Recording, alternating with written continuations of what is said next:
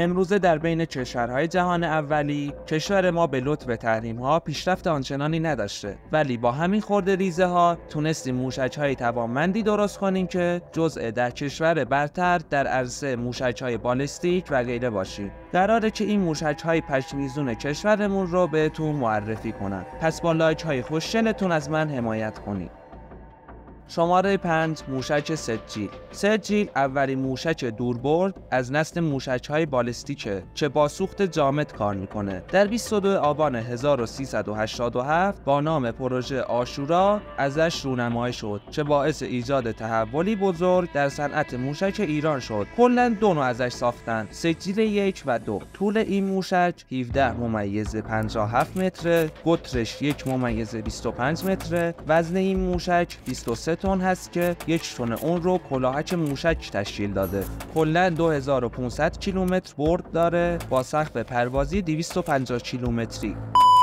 یه موشک دوربرد بالستیک هستش که از سوخت مایع استفاده میکنه. موشک قدر اولین بار در یک رژه سالانه به مناسبت سالگرد آغاز جنگ ایران و عراق رونمایی شد. موشک قدر کلاً 3 نوع ازش تولید میشه. قدر S با برد 1350 کیلومتر، قدر H با برد 1650 کیلومتر و قدر F با برد 2000 کیلومتر. طول این موشک 16.58 متره، قطرش 1.25 متره، وزنش 17.5 تن هستش. 640 کیلوگرم اون رو کلاهک تشکیل میده. همه این اطلاعات مربوط به موشک قدر F هستش.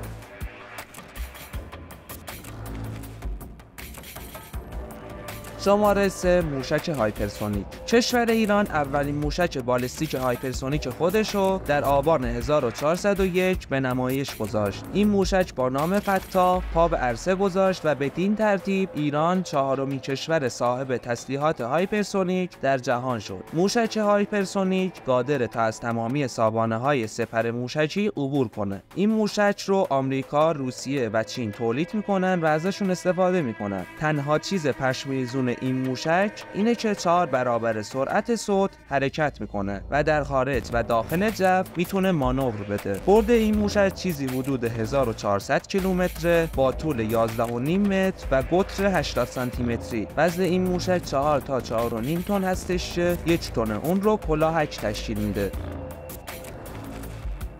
شماره 2 موشک خیبرشکن. این موشک جزء نسل سوم موشک‌های ایران هستش. خیبرشکن از سوخت جامد استفاده میکنه. این موشک هم دقیقاً مثل موشک فاتح هستش. چیز خاصی بهش اضافه نشده، فقط یکی دو چیزش فرق میکنه که قبل گفتم حتما دکمه لایک رو بزنید. برد این موشک 1450 کیلومتر و وزن این موشک هم مثل موشک فاتح 4 تن هستش. طول این موشک 10 متر و 1 متر از فاتح جان کمتره. قطرشو که دیگه نگم براتون، چیزی حدود 80 سانتی متره. شماره 1 موشک خلیج فارس. موشک خلیج فارس در 18 آبان 1389 پا به میدان گذاشت. این موشک بالستیک در نبردهای دریایی بیشتر به کار میاد که بدون داشتن پشتیبان هوایی و دریایی میتونه دهن همه رو سرویس کنه. خلیج فارس یک موشک ضد کشتی با سوخت جامد و مافوق صوت که بر اساس موشک فاتح 110 ساخته شده. برد این موشک 300 تا 500 کیلومتر با طول 8.86 متر و قطر 50 سانتی متری. وزنی حدود 4 تن که 650 کیلوگرم اون رو کلاهک هسته‌ای تشکیل داده.